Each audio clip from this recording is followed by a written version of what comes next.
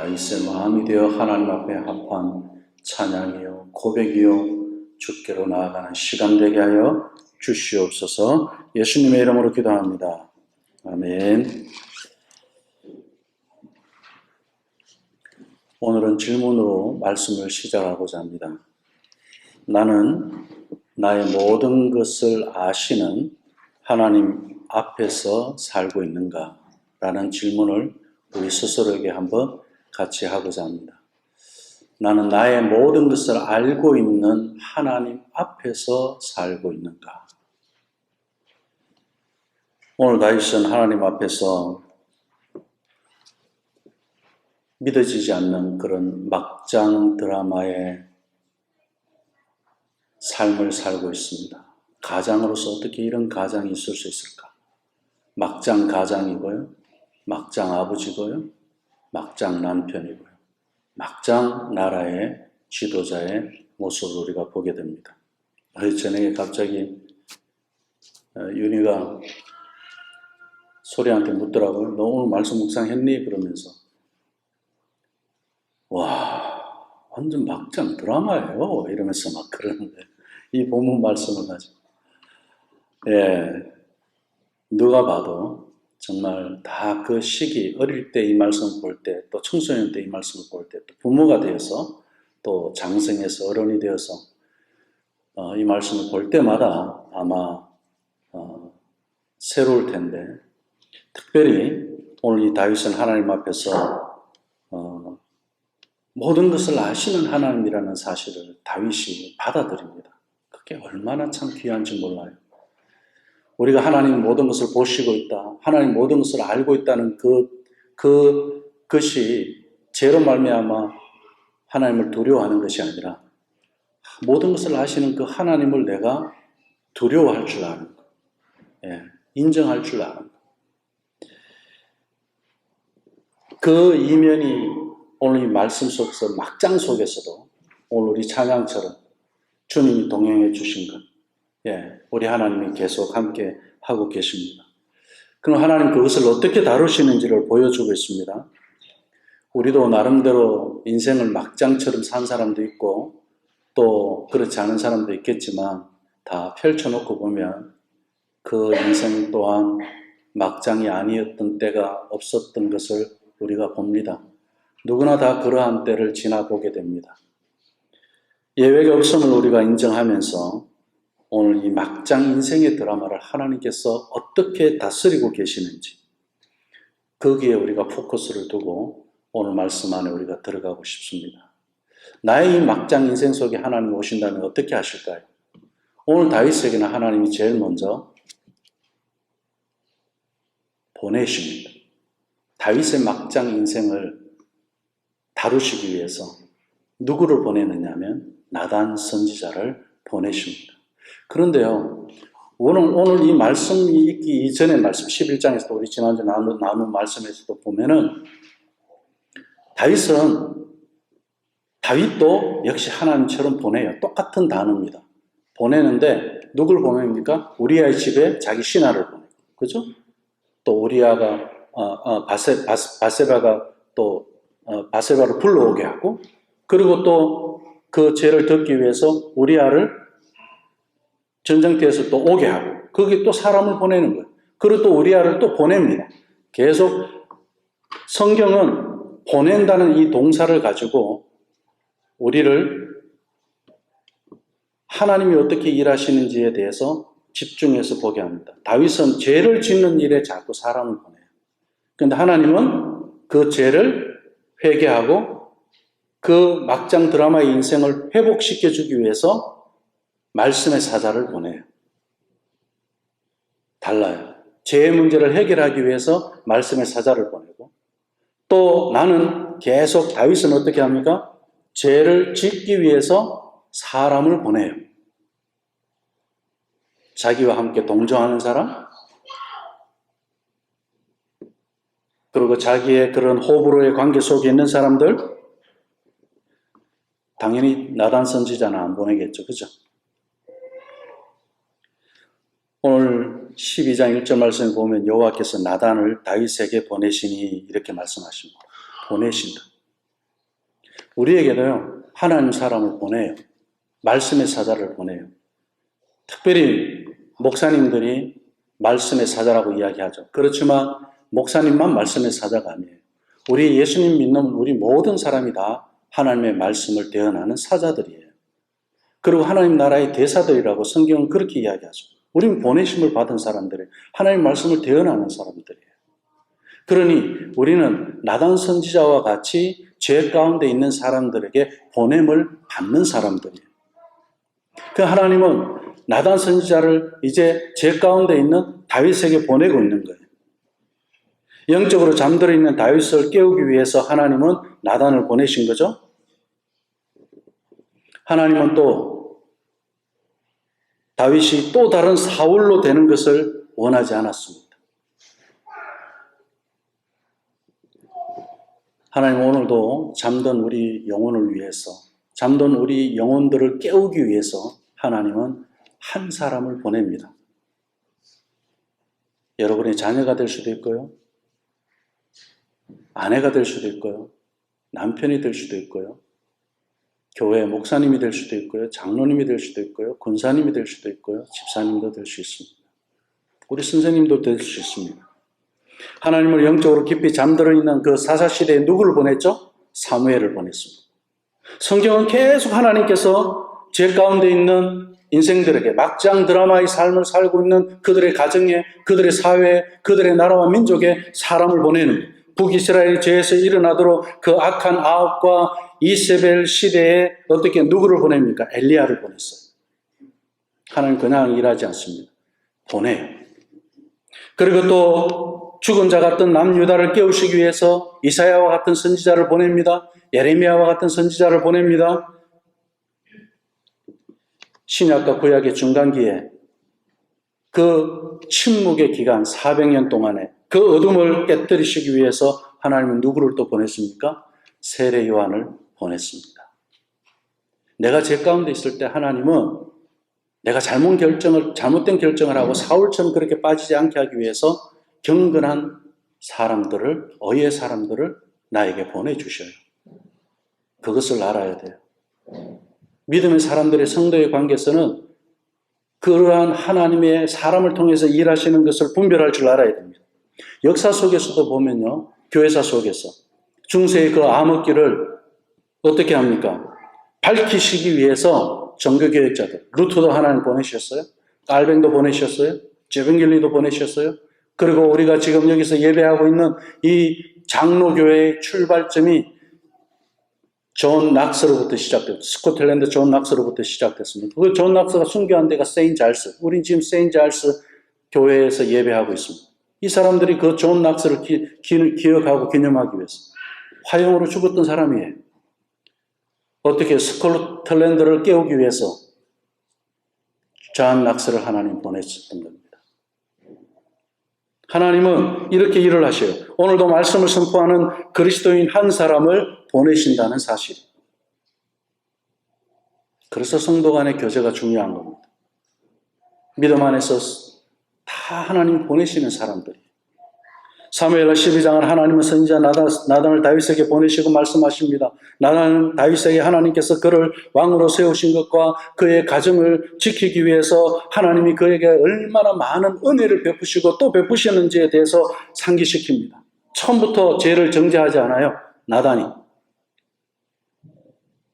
선지자는 이렇게 죄 짓는 사람들을 정죄하기 위해서 가는 사람이 아니에요. 그 정죄와 심판은 누가 하신다는 거예요? 하나님 하신다는 거예요. 그래서 가서 다윗에게 이야기하는 거예요. 다윗 왕이요, 하나님께서 당신의 가정을 얼마나 축복해 주시는지 아시죠? 당신의 가정을 두고 당신의 후손들의 자녀들을 두고 하나님께서 언약을 주신 거 기억하시죠? 당신이 이스라엘의 왕이 되도록 기름 부으실 때 그 목동의 삶을 살고 있을 때 하나님께서 당신을 부르신 거 기억하시죠?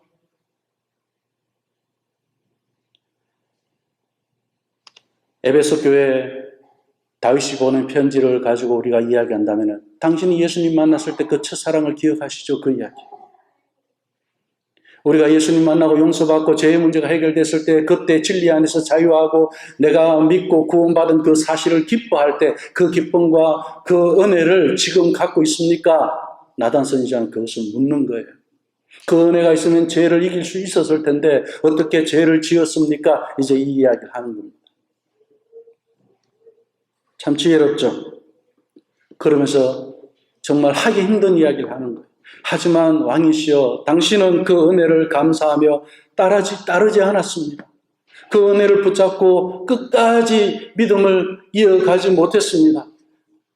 그러면서 당신을 하나님의 진노와 그 죄에 대해서 징계가 있을 겁니다. 심판이 있을 겁니다. 책망이 있을 겁니다. 그러면서 다윗을 비판하게 됩니다. 말씀드린 것처럼 나단이 징계와 책망 이전에 아주 지혜롭게 이야기를 시작했던 것처럼 직설적으로 말하지 않습니다. 비유로 이야기하죠. 뭐라고 그럽니까? 왕이시여 부자가 양이 많고 소도 많고 염소도 많고 그렇게 많은 짐승의 떼를 가지고 있음에도 불구하고 자기 집에 손님이 왔는데 그 손님한테 자기 집에 양을 잡지 않고 양 한 마리밖에 없고 그 한 마리와 먹고 자고 하며 살아가는 저 가난한 집에 그 양을 뺏어와서 그 양으로 손님을 대접했습니다. 그러니까 다윗이 뭐라고 이야기합니까? 이 때려 죽일 놈이 어딨노 그래요. 세상에 이렇게 나쁜 놈이 어딨나 그래요. 그렇죠. 십계명을 범했죠. 도둑질 하지 말라는 거 도둑질 한 거잖아요. 그리고 남의 것을 이웃의 것을 탐하지 말라고 하는 거 그것도 또 범했잖아요. 십계명이 8계명과 10계명을 범했던 거예요. 그러니까 다윗이 4배로 갚아야 된다. 그거. 나단이 그래요. 왕이시여 당신이 그 사람입니다. 순간 다윗이 어떻겠습니까?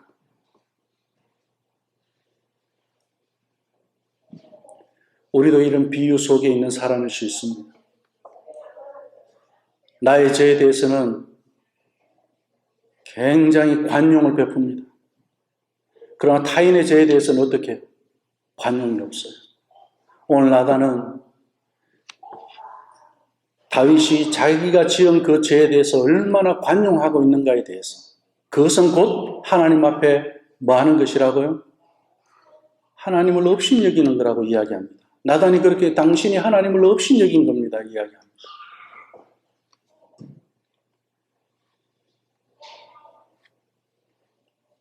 이 막장 인생의 드라마를 다루기 위해서 하나님은 나단을 보냈습니다.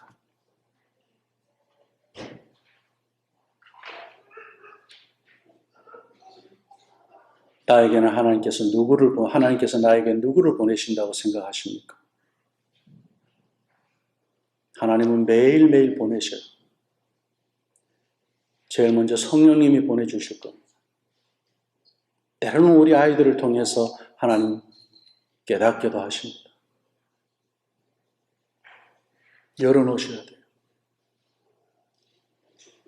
다윗처럼 마땅히 죽어야 할 자라는 이런 비유를 통해서 자신에게 적용할 줄 알아야 됩니다. 하나님은 항상 날마다 나에게 이렇게 성령님을 통해서 말씀해 주실 때 우리는 그 말씀을 나에게 적용할 수 있어야 됩니다. 내가 마땅히 죽을 자였다는 사실을. 그리고 하나님 막장 드라마 인생을 다루시기 위해서 두 번째로 어떻게 하느냐면요. 다윗이 공개적으로 회개하게 합니다. 하나님 하라고 하진 않았어요. 그런데 다윗이 선택을 합니다. 우리가요, 하나님께서 우리에게 자유의지를 주신 이유는 여기에 있습니다. 이런 선택, 지혜로운 선택, 용감한 선택, 그리고 정말 하나님 앞에 진정성을 가지고 나아가는 선택이 필요한 겁니다.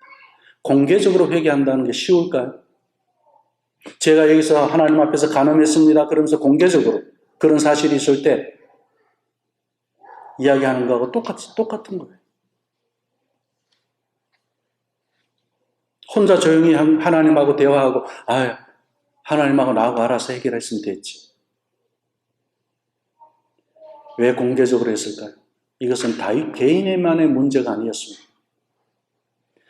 다윗의 그 죄로 말미암아 나라와 민족에도 영향을 미치는 것이고 당신의 가족에게도 영향을 미치는 것이고, 왜냐하면 나단 선지자가 그렇게 이야기해요. 당신의 죄로 말미암아 당신 가정 안에 어떤 일들이 일어난다고.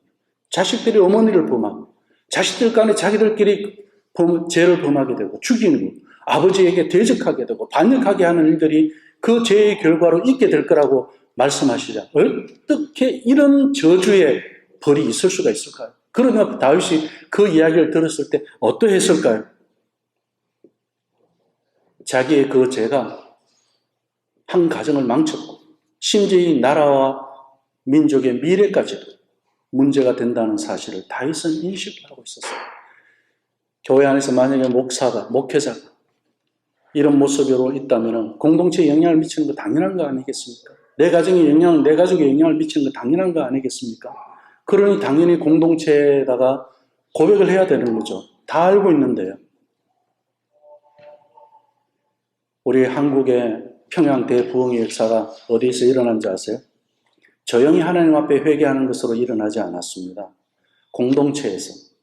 그래서 우리가 재직기를 하고 공동회의를 할 때요, 고백하고 서로 상대방의 영혼을 존중할 줄 알고 나단과 같이 이렇게 분별할 줄 아는 말씀의 사자들이 필요한 이유가 바로 여기에 있습니다. 평양 대부흥의 시작은요, 길선주 목사님이 내가 죄인이라는 것을 공개적으로 이 앞에 나와서 목사 되기 전이죠. 장로 되기 전이죠. 모든 성도들 앞에 그렇게 고백을 했습니다. 그랬더니 성령님께서 회개할 때 얼마나 큰 역사가 일어나는지 우리 믿음 생활하고 회개해 보신 분들은 알 거예요. 회개했을 때 성령의 역사가 나타납니다. 성령님께서 나를 주물러 주시는 것을 경험하지 않으면 내가 용서가 뭐고 하나님 앞에 나갔을 때 기도할 때 성령님 나를 어떻게 역사해 주시는지에 대해서 우리 회개가 없이는 그것을 경험하기 어렵습니다. 그것을 인정했을 때 그 회중에 있던 모든 성도들이 교회에 들어와 있던 사람은 나도 죄인입니다. 나도 죄인입니다. 여기서도 저기서도 죄인입니다. 죄인입니다. 그것이 바로 평양 대부흥이에요.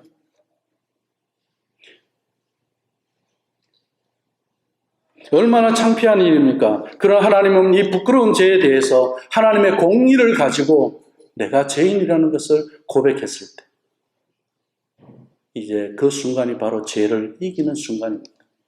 우리도 가정에서요, 아버지들이 그냥 하고 그럴 이유 없습니다. 애들한테 잘못했으면 아우 아빠가 실수했네, 잘못했네, 그러면 되는 거예요. 가족들 앞에 공개하는 겁니다. 그럼 공동체가 건강한 거예요. 잘못을 인정하고 회개하지 않는 가정은요, 그건 죽은 가정이에요. 신앙의 명가가 될 수 없습니다. 아버지라고 해서 어머니라고 해서 자존심만 가지고 나만 옳고 나 외에 다른 사람만 죄인이다. 자기의 죄에 대해서는 관용을 베풀고 목회자도 마찬가지죠. 제가 우리 교회에서 나만 잘하고 우리 성도들은 다 못한다고 그렇게 이야기하면 제가 스스로 자기 의에 빠져 있는 사람이죠. 늘 부족한 걸 인정하고 가야 되는 것이 우리입니다. 자랑할 것이 없어요. 예수님 외에는, 복음 외에는, 하나님 하신 일 외에는 공개적으로 회개하게 했습니다. 자, 첫 번째는 보냈어요. 말씀의 사자를 보냈어요. 다윗을 회복시키기 위해서 하나님 제일 첫 번째 하신 일이 그거예요. 우리 주변에 이런 나단 선지자와 같이 지혜로운 분이 있다면 그분은 참 복된 분입니다. 좋은 목사님 만난 것도 복된 분이에요. 좋은 장로님 만나는 것도 복된 거예요. 좋은 군사님 만나는 것도 복된 분. 복된 교회. 그걸 알아야 됩니다. 다윗의 막장 드라마 인생을 다루시기 위해서 세 번째 동일하게 하나님은 무엇을 알게 하시느냐면 죄의 사사건건을 알게 하시는 게 아니라 이 사사건건의 죄가 어디에서 시작되는지 죄의 본질을 알게 하십니다. 이 얼마나 하나님의 크신 은혜인지 몰라요. 우리 오늘 말씀 12장 9절의 말씀을 보면 앞쪽에 그러한데 어찌하여 네가 여호와의 말씀을 업신여기고 나보기에 악을 행하였느냐 이렇게 말씀하셔요. 자, 다윗이 하나님 보실 때 하나님 직접 느낀 거예요. 다윗이 누구를 업신여겼다고요? 하나님을 업신여겼다는 이야기입니다. 그러나 하나님이 보니까 악하다. 죄의 본질은 하나님을 업신여기는 거예요. 하나님 말씀을 업신여기는 거예요. 우리가 죄를 지을 때도 그 본질은 하나님 말씀을 업신여기는 거예요. 다윗이 우리아의 아내 바세바를 취하는 것도 하나님을 업신여기는 거예요. 하나님 말씀을 무시한 거예요. 우리아의 아내 바세바 취한 것 그 자체, 그 이전에 죄의 본질을 우리가 먼저 알아야 됩니다. 내가 왜 고집스럽고, 내가 왜 자기 주장만, 아니면 자기 경험만, 자기 생각만, 라떼처럼 살아가고, 사람들이 왜 유연하지 못할까요? 세상의 사람들이, 우리 정치하는 사람들 보면 그런 거 많이 느끼지 않습니까? 아니, 저 조금 유연하게 한 번만 더 생각하면 충분히 서로 좋은 합의점을 찾을 수 있을 것 같은데, 안 해요. 참 희한하죠. 대통령을 업신여기면 어떻게 되겠습니까?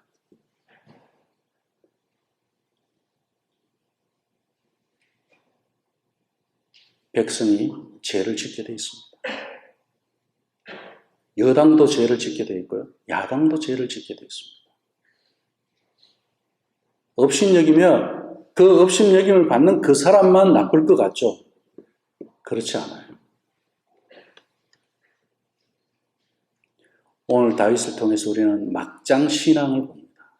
막장 신앙이 어떤 겁니까? 하나님을 하나님으로 여기지 않는 것. 그것이 막장 신앙. 막장 교회는 뭔지 아세요? 장로를 장로로 여기지 않는 거예요. 목사를 목사로 여기지 않는 거예요. 집사를 집사로 여기지 않고 교사를 교사로 여기지 않고 권사를 권사로 여기지 않는 것, 그것이 막장 교회예요.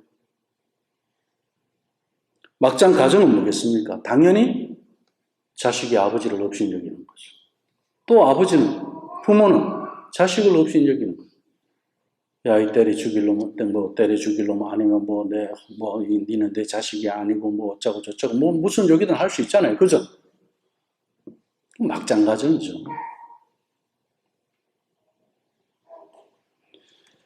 남편이 아내를 업신여기는 거 막장 가정이에요. 아내가 남편을 업신여기는 막장 가정이에요. 지금 한국 가정이 어떻습니까? 남편이 아내를 무시하는 게, 업신여기는 게 많아요. 아내가 남편을 업신여기는 게 많아요. 드라마를 보던 주변의 사람들을 다 보면 아내가 남편을 업신여기는 가정들이 많아요. 역시 막장 가정입니다.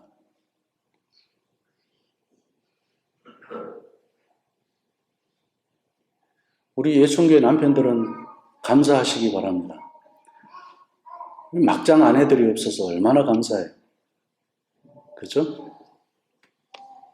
사실 사울이 하나님으로부터 버림받은 근본 원인이 바로 이겁니다. 사울이 하나님의 말씀을 버렸다. 사무엘상 15장 26절에서 그렇게 말씀하고 있죠. 하나님의 말씀을 버렸다. 하나님의 말씀을 업신여겼다. 하나님을 업신여겼다. 우리가 죄에 빠지는 것은 하나님이 베풀어 주신 그 은혜를 잊어버렸다. 하나님의 말씀을 업신여겼다. 이 같은 이야기예요. 전에 하나님 베풀어 주신 은혜가 있잖아요. 그죠? 심각하게 여기지 않고 가볍게 여긴다는 뜻을 갖고 있습니다. 원어에는 업신여겼다는 뜻은 가볍게 여긴다. 좀 더 쉽게 우리가 이해할 수 있도록 이야기한다면은 옵션으로 생각합니다. 옵션. 옵션은 누가 선택하는 거예요? 내가 선택하는 거예요. 해도 좋고 안 해도 좋은 것이 옵션입니다. 그죠? 그럼 하나님 말씀이 나쁘다고 하는 건 아니라고 이야기해요. 우리 일반적으로 이야기하면 하나님 말씀 맞아. 하나님 말씀은 그렇게 말씀하시죠. 맞아. 그렇게 인정을 해요. 지켜야 한다는 것도 안다고 그래요. 그런데 지켜요, 안 지켜요? 안 지켜요. 옵션입니다. 이것이 업신여기는 거예요. 다 알아. 근데 아는 만큼 살지를 않아. 안 지켜. 이것이 업신여기는 거예요. 지키고 싶은 것은 지키고 내 마음에 안 들면 안 지키는 것, 이것을 옵션으로 하는 거예요. 내가 원하면 하고 원하지 않으면 하지 않는 것이 하나님 말씀을 업신여기는 것입니다. 하나님께서 이제 다윗에게 세 가지를 가지고 이야기해 주셨어요. 다윗을 회복하게 하기 위해서 제일 첫 번째로 회개가 있기 전에 말씀의 사자를 보냈어요. 그리고 하나님의 말씀을 들었어요. 그러고 나니 내가 어떻게 합니까? 공개적으로 죄를 회개합니다. 부끄러워하지 않아요. 이것이 하나님의 공의를 살아가는 사람이에요. 이렇게 살아라고 하나님 우리를 구원해 주신 거예요. 그리고 세 번째로 어떻게 해요? 죄의 본질을 알게 해 주신 거예요. 그래야 우리가 회복되는 거예요. 죄의 본질을 모르면요, 내가 죄를 왜 짓는지 몰라요. 왜 불순종했는지 몰라요. 그리고 지킨다고 했는데 왜 못 지키는지를 몰라요. 죄의 본질이 그런 거라니까요. 하나님을 없이 여기는 거라니까요. 그리고 마지막으로 막장 드라마 인생을 하나님께서 어떻게 다루시느냐, 회복으로 가게 하기 위해서 한 번 더 회개에 대해서 언급해야 되는데요. 앞에서 회개는 공개적인 회개를 하게 하시고, 이제 마지막에는 어떻게 해요? 즉각적인 회개를 하게 하시고. 오늘 말씀에 보면요, 다윗이 13절 14절 말씀에 다윗이 나단에게 이르되 내가 여호와께 죄를 범하였노라. 아무런 변명을 하지 않아요. 하나님을 업신여겼다는 거 인정하는 거예요. 말씀의 사자가 이야기할 때 그 들을 줄 알아야 되는 거예요. 나단이 다윗에게 말하되 여호와께서도 당신의 죄를 사하셨나니 당신이 죽지 아니하려니와. 다윗은 하나님 죽이지 않는다고 은혜를 베풀어 주셔요. 나단으로부터 하나님의 정죄와 심판의 메시지를 들은 다윗의 반응은 무엇입니까? 놀랍게도 즉시 자신의 죄를 회개합니다. 인정하는 게 쉽지 않죠. 저도 우리 집에서 아이들한테 그래요. 그냥 인정하면 돼요. 그게 무슨 자꾸 변명 붙이고 이러고 하면 죄만 더 늘어나. 죄의 본질을 아는 사람은 딱 인정해요. 내가 잘못했다.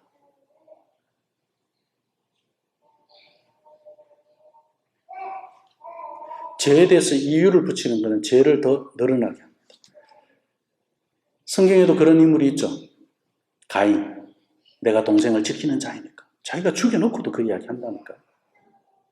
아담도 마찬가지예요. 하와를 두고 자기 같이 먹었잖아. 저 여자가 그랬다고 그러잖아요. 제가 먹었습니다. 그러면 되거든요. 그걸 부끄러워한다? 그건 하나님의 의가 내 안에 없다는 이야기. 우리 믿음을 진단해봐야 합니다. 내가 정말 예수님 만나는지 진단해봐야 돼. 예수님 만나면요, 죄를 지었을 때 인정하는 게 어렵지가 않아요. 왜? 예수님 내 죄 때문에 십자가에 죽으신 그 큰 은혜가 얼마나 큰데 내가 그 죄를 가지고 줄다리기 하겠어요? 그게 무슨 고집이 필요하겠습니까? 즉각적인 회개. 내가 여호와께 죄를 범하였노라. 이 말을 토하듯이 쏟아내는 다윗의 그 심정이요, 시편 51편의 말씀이에요. 그 시편 51편의 말씀을 읽어보면 다윗의 심정이 어땠는지 알아요. 그 기도 속에요, 자기 아이가 죽게 되는 것은 이제 태어나자마자 7일째밖에 안 되는 이 아이를 하나님이 생명을 거두어 가신다는 그 앞에서 다윗이 기도했을 때, 금식하며 기도하는데 하나님 내 아이 살려주세요라는 말은 없어요. 오늘 본문에도 없고 시편 51편에도 없어요. 자기 죄의 문제는 하나님 내 죄가가 큽니다. 내가 죄인입니다. 이것을 인정해 죄의 본질을 알고 기도하고 있습니다. 이것이 회개. 즉각적인 회개에서 지금 내 죄의 문제가 해결되는 게 더 중요한 거예요. 하나님의 주의 인자를 쫓아 나를 긍휼히 여겨주시고 주의 많은 자비를 쫓아 내 죄과를 도말해 주셔서 이렇게 하나님 앞에 호소하고 있는 거예요. 어디에 근거해서? 하나님의 성품이. 하나님은 긍휼이 많지 않으십니까? 하나님은 자비가 많지 않으십니까? 하나님은 저에게 은혜를 베푸시지 않으셨습니까? 그러면서 하나님 내 죄과를 도말해 주소서. 참 훌륭한 기도죠. 우리가 하나님의 성품을 잘 알잖아요. 그 성품을 가지고 하나님 앞에 기도하면 돼요. 모세도 그렇게 기도하죠. 하나님이 이 백성들이 우상을 섬기고 황금덩어리를 가지고 금송아지 만드는 거 가지고 하나님은 내 이 백성들 전부 다 쳐버리고 새로운 백성을 세우겠다고 할 때 모세가 하는 이야기는 뭡니까? 아브라함의 하나님, 이삭의 하나님, 야곱의 하나님한테 약속했는 거 있지 않습니까? 이 백성을 버리시면 안 됩니다 하고 중보기도 하고 하나님 앞에 호소를 하잖아요. 우리 하나님은 그렇게 사랑이 있으시고 인자가 많으시고 자비하신 하나님이에요. 하나님의 그 성품을 붙잡고 기도하는 이 다윗의 모습을 우리가 배워야 되는 거예요.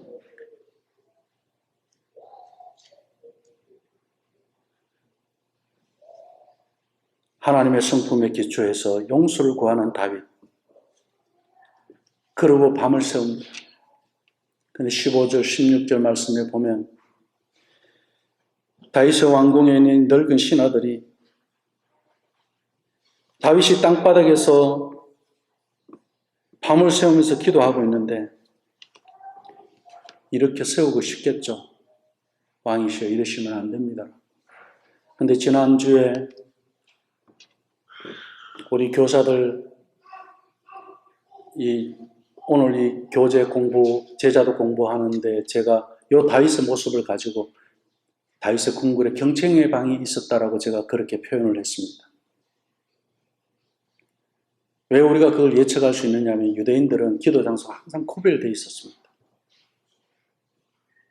우리 가정에도 그런 구별된 장소들이 있죠. 문제가 있을 때, 하나님 앞에 무릎 꿇어야 할 때, 밤을 새워서 금식하면서 기도해야 될 때, 하나님이요 그냥 회복시키시는 거 아니에요. 마음을 주무르고 계시잖아요. 지금 우리 다윗의 생각을 지금 주무르고 계시고 그 죄를 인정하고 즉각적인 회개를 하고 공개적인 회개를 하고 그래서 죄의 본질을 알게 하고 하나님이 그렇게 다윗이 엎드리더라도 그냥 엎드리게 하신 게 아니에요. 그러면서 다윗이 침상이 젖을 정도로 밤새워서 울고 있으니 신하들이 얼마나 긴장되어 있었겠습니까? 18절 20절 말씀에 보면 7일째 되는 날에 그 아이가 죽었습니다. 다윗의 신하들은 아이가 죽었다는 말을 다윗에게 알리기를 두려워하는 거예요. 왕이 이렇게 마음을 상해하고 있는데 이 소식을 들으면 얼마나 슬퍼할까. 왕이 크게 상심할 것 같다. 그러면서 주저주저하면서 밖에서 수근수근 그럽니다. 다윗이 그 소리를 들어요. 그 기쁜 소식 같으면 바로 올 텐데 그죠? 수근거리니까 아이가 죽었다는 사실을 보고하지 않아도 스스로 눈치를 챕니다. 그래서 다윗이 눈치채고 신하들에게 죽었느냐고 물어요. 그러니까 신하들이 예 죽었나이다 이렇게 대답을 합니다. 19절에서 그렇게 말씀하고 있죠. 20절에 와서는 다윗이 땅에서 일어나서 몸을 씻고 기름을 바르고 여호와의 전에 들어가서 경배하고 예배를 회복하게 됩니다. 하나님이 하신 일이 아니라면 우리는 또 이렇게 생각하죠. 아이가 죽었는데 더 슬퍼해야지. 우리와 다윗의 차이를 여기서 보는 거예요. 다윗이 그러죠. 하나님 데리고 갔고 그 아이가 다시 여기 올 수 없어. 나도 언젠가는 걸로 갈 거니까 내가 가지. 내가 지금 금식하고 그렇다고 해서 그 아이가 이미 갔는데 다시 돌아오지 않는다. 하나님 하신 일을 인정할 줄 아는 다윗의 모습. 자, 죄를 인정할 줄 아는 데서부터 하나님 훈련을 참 잘 시켜주시죠. 그죠? 저도 강도사 때 이런 설교를 한번 한 적이 있었습니다. 이번 설교를 준비하다가 그때 설교가 생각이 나더라고요. 바울과 베드로를 비교하는 설교였어요. 그런데 바울은 모든 생각이 오픈된 사람이 예수님 만나고 나서 보니까 뭐 어떤 죄인을 만나든 어떤 사람을 만나든 정죄의 대상이 아니라 구원의 대상이고 복음의 대상이고 하나님의 은혜를 받을 사람의 대상으로 보여졌기 때문에 이거저거 가리지 않아요. 이방인 전도를 그렇게 열심히 합니다. 그런데 베드로는 이방인 전도를 꺼려 합니다. 그때 제가 젊을 때였으니까 뭐라고 이야기했냐면 나이를 가지고 이야기한다면 누가 더 많고 적고를 따지기 이전에 이미 베드로는 할아버지 같이 느껴진다 그랬어요. 왜? 다른 사람의 말을 들을 줄은 몰라요. 바울은 비록 할아버지는 아니지만 그때는 할아버지를 하더라도 나는 젊은 청년같이 느껴진다. 제가 나이를 먹어서도 저는 바울처럼 이렇게 귀가 열려있고 눈이 열려있고 복음을 전하는 일에 이렇게 자유로웠으면 좋겠다. 생각이 자유롭고 오직 진리 안에서 이렇게 용감하게 담대하게 그렇게 복음을 전할 수 있었으면 좋겠다. 그 젊음은 영원히 갖고 싶다. 주님 앞에 갈 때까지. 그 설교를 한 게 생각이 났어요. 예수님 안에 있으면 우리가 이렇습니다. 우리의 생각이 결코 노화되지 않습니다. 항상 열려 있어요. 어린아이와 같습니다. 그래서 다윗은요 몸을 씻고 기름을 바르고 여호와의 전에 들어가서 하나님을 경배하기로 합니다. 그리고 왕궁으로 돌아와서 음식을 차려놓고, 물론 그 음식을 먹었다고 하지만 그게 그렇게 쉽게 잘 들어갔기는 했겠습니까만은, 그래도 하나님 앞에 하나님의 공의를 백성들에게, 신하들에게, 가족들에게 보여주고 있는 다윗의 모습. 하나님이 회복시키시니 이 일이 가능했던 거예요. 예배도 가능했던 거예요. 차려놓고 먹을 수 있는 것도 가능했던 겁니다. 하나님이 하시는 일 속에 우리가 있지 않으면요, 회복은 없어요. 죄를 붙잡고 살지언정 회개도 없고 회복도 없습니다. 말씀 맺습니다. 나는 서두에 제가 질문을 가지고 시작했죠. 다시 한번 질문을 던집니다. 나는 나의 모든 것을 아시는 하나님 앞에서 살고 있는가? 하나님을 업신여기지 않고 있는가? 이 질문 앞에 우리가 답을 할 수 있어야 됩니다. 막장 드라마 인생을 사는 다윗을 다루시기 위해서 하나님은 말씀의 사자를 보냈습니다. 공개적으로 회개도 하게 합니다. 그리고 이건 분명히 선택이고, 이 선택을 하게 된 것은 하나님의 은혜였다고 이야기. 하나님이 공개적으로 하라고 하지는 않았어요. 다윗이 선택한 거예요. 우리도 이런 믿음 안에서 부끄러워하지 않고 죄에 대해서 공개적으로 이야기할 수 있는 그런 회개도 있어야 됩니다. 왜? 공동체를 살리기 위해서, 내 가정을 지키기 위해서, 내 가족 공동체, 교육 공동체를 살리기 위해서, 그리고 하나님은 죄의 본질을 알게 하지, 죄의 그 하나하나 사사건건을 가지고 하나님께서 따지지 않았어요. 아담과 하와가 선악과를 먹었을 때도 마찬가지입니다. 네가 어디 있냐고 물었지, 선악과 먹지 말라는데 정녕 죽을 거라고 했는데 네 이거 왜 먹었냐고 잔소리 하시지 않았어요.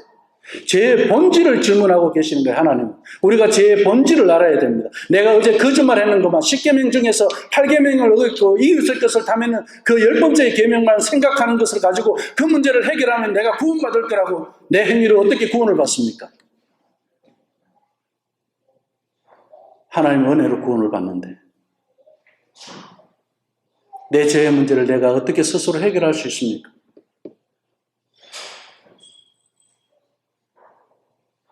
죄의 본질을 알아야 합니다.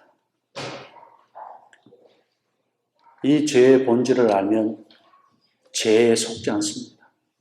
하나님을 업신여기지 않습니다. 그리고 그러한 일들이 있을 때 즉각적으로 즉시 회개하게 하십니다. 성령님께서 그냥 계시지 않죠. 하나님께서 막장죄인 이 다윗을 이러한 과정으로, 왜 이러한 과정으로 다루셨을까요? 다윗은. 우리도 죄로 인해서 너무 낙담해서 하나님께서 나를 사랑하실까? 그렇게 불안해하거나 걱정하거나 의심하지 않습니까? 그러지 말라는 거예요. 오늘 하나님이 이 말씀을 통해서 난 정말로 기독교인이 아닌 것 같다라고 생각할 수 있을 정도의 그런 죄,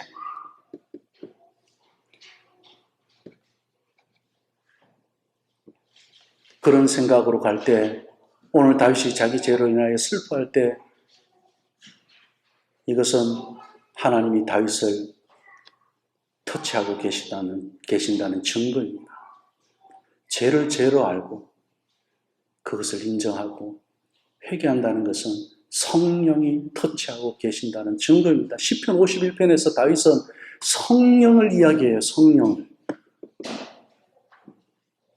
성령 체험은 죄를 회개하는 데서 일어나는 놀라운 역사이고 증거입니다. 회개만이 우리가 성령을 체험하고 하나님께서 나를 회복시키는 그 길을 인도받을 수 있다는 겁니다. 회개하셔야 됩니다. 우리가 인정하는 거 어려워하시면 안 됩니다. 내가 부족하고 내가 잘못하는 것에 대해서 어리석었다는 것을 그냥 묻어두지 마세요.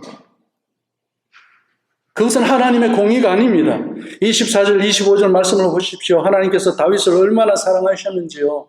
물론 그 가정에 벌은 있어요. 죄를 지은 그 결과에 대해서, 그 책임에 대해서는 하나님께서 그 가정 안에서, 나라 안에서 하나님이 다스리셔요. 그건 하나님이 하신 일이기 때문에 나도 어떻게 할 수 없어요. 그걸 받아들이는 것 또한 우리는 하나님의 의를 행하는 겁니다. 그럼 받아들여야죠. 그러나 중요한 것은 우리가 하나님의 사랑 가운데 있다는 사실을 아는 거예요. 오늘 다윗은 그 하나님의 사랑 가운데 있다는 사실을 24절, 25절 말씀에서 어떻게 일하시죠? 아기를 하나 보내주시잖아요.